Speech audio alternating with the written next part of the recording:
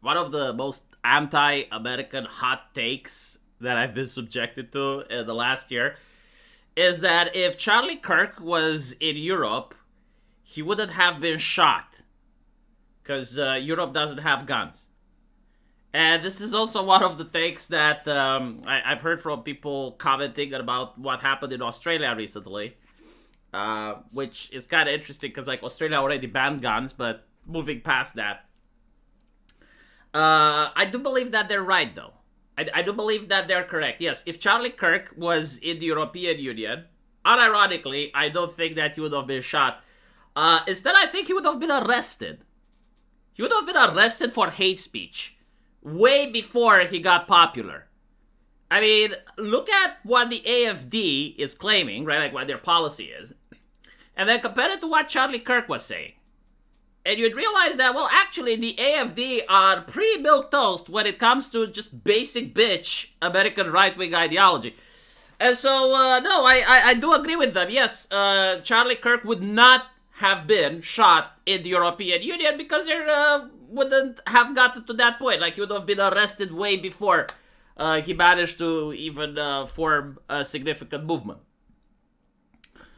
And this is for people to understand just how important free speech is on the old continent. Now, recently, Elon Musk had said something offensive to the EU.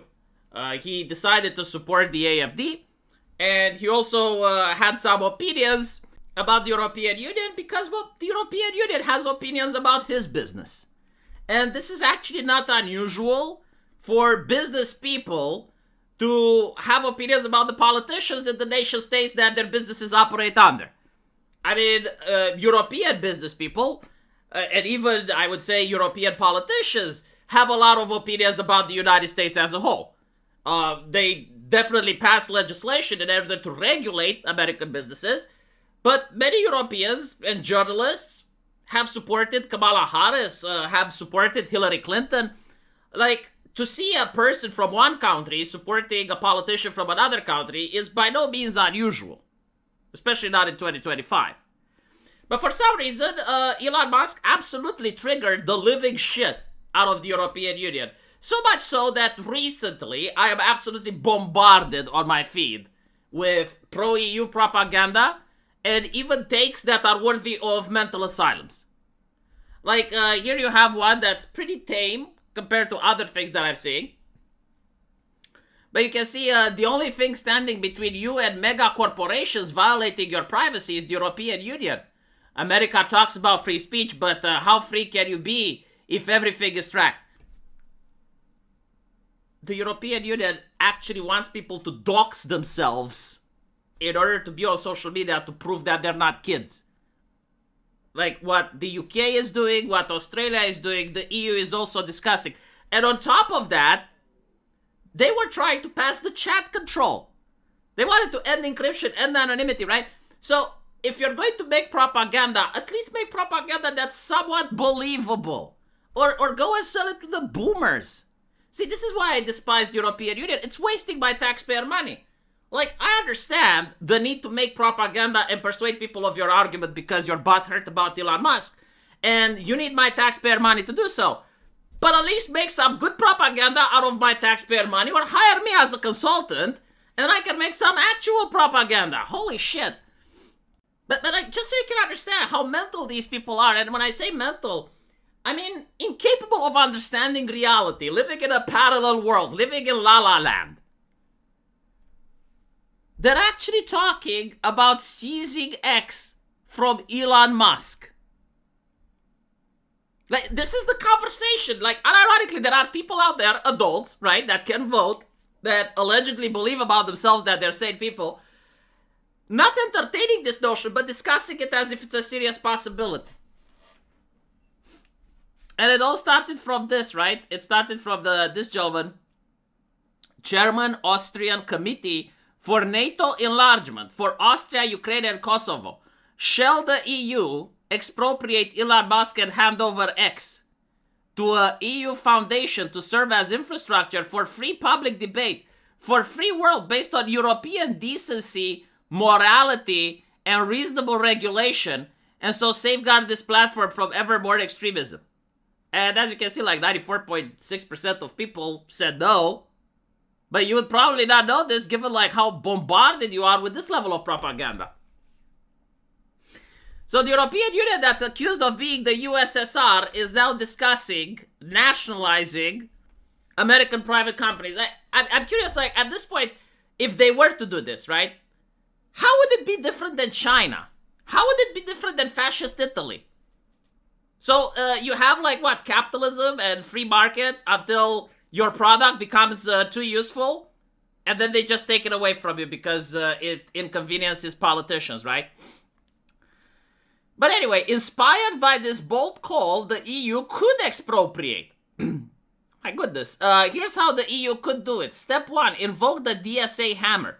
The Digital Service Act already lets the EU fine platforms up to 6%. So, in other words, yes, like every single tyrannical government, it could theoretically pass a law that then could rob stuff from people. I mean, the communists did it, right? No one is saying like the government can't do it. Some people may say that it's immoral for the government to do it. But other smarter people would say that it would be disastrous for the government to do it. And you would expect people that deal in politics would understand why it would be disastrous. Even if you justify it as a public utility, right? And then you can say, well, it belongs to the people. You're basically saying then that, okay, so the ISPs are next. The telephone companies are next. Like literally any type of private company that does things like banks are next. Like literally no one is safe. You're opening the doors for fascism.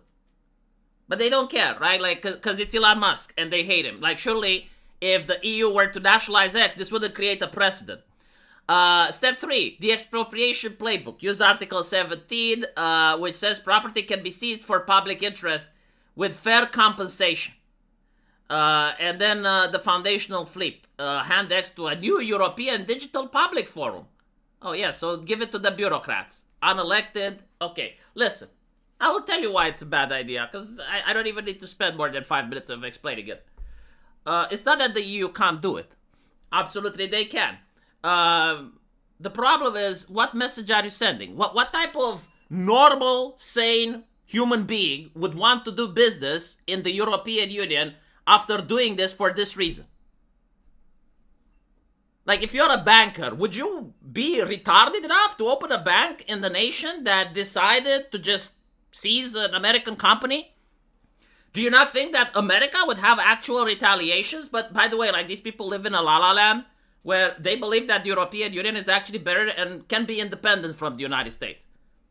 And that would be a good thing, right? Like, if we ignore all of the history before NATO, and we ignore that the Germans started World War I and that the Germans had World War II, and we ignored the religious wars before that, and now we decide, you know what would be a good idea?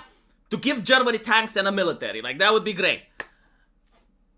Okay, right, if you live in that fantasy land, then sure, it may actually be good for Europe to completely disconnect themselves from the United States. And then I guess deal with China. Because, like, Europe doesn't have its own industry, right? But still. Another problem would be that the US would retaliate. It doesn't matter who's president. Like, even if there were Democrats in office, the idea that the European Union can just seize American companies like this would cause pressure from the other companies, from Google, from Facebook, from all the others, to go to the US government and be like, hey, like, these people are kind of fucking with your sovereignty. Can you not retaliate in some way? Can you not, fuck with their businesses that operate here in the US? And more importantly, it would cause disunity. I mean, all of the Eastern European nations that are still traumatized by communism, seeing the EU nationalizing a private company because it says mean words, it would cause national trauma in Poland, it would cause national trauma in Romania, probably even in Bulgaria, and many other Eastern European nations. They would definitely think that, the criticism that the EU is the USSR is not hyperbolic anymore. And finally, what exactly do you think you'd accomplish? Like, if you genuinely manage to, let's say, seize the servers of Twitter from the European Union. Twitter would still operate from the United States. They actually have the technology, the know-how in order to keep operating. Every single person would use a VPN and they would go to the US Twitter. Like, no one would use the European Union Twitter because it would be an inferior product. Like, by the definition of why they would have to seize it is because they want to censor it. Who the fuck wants to go to a place where they're being censored? The reason the Jack Dorsey era worked is because the entire internet was censored. But it's not the Jack Dorsey era anymore. And so, like, if people have a equivalent where they can actually go and say wherever the fuck they want, and as you can see, you know, like the pro-EU shills can actually come here and say literally whatever they fuck they want, including saying that the owner of Twitter should have his assets seized by the European Union. And they're not getting banned, right? They're not getting oppressed. But what they would want is for them to keep saying whatever the fuck they want and for Elon Musk to shut the fuck up. Well, it turns out that he's a private citizen too, and he can have opinions as well. But I just wanted you to see the absolute insanity that's going on Twitter. And literally all of it is because Elon Musk had opinions about the AFD, which I think is also happening because he has business relationships in Germany. And so, just like any other businessman, he is lobbying the party that is probably going to do good for his businesses. And the CDU and the SPD, like, they have their own millionaires and billionaires that lobby for them. Like, this is normal, right? And it's happening in the United States as well. Like, there are German businessmen that probably lobby the Democrats. The UK was actually caught supporting Kamala Harris at a government level, not at a private level. And so anyone that actually knows politics and understands anything is absolutely baffled by the level of stupidity. Because I don't think, like, this politics video channel is stupid, but I do think, like, the followers and the people that buy this nonsense are. Yeah, no, you know what? I actually do hope that the European Union nationalizes X. Yeah, I think it's a great idea. I think they should try it out. I think they should definitely try to nationalize an American company. During Trump's presidency, if possible. Let's see how that works out. Let me know what you guys think, though. And as usual, I will see you in the comment section. Take care.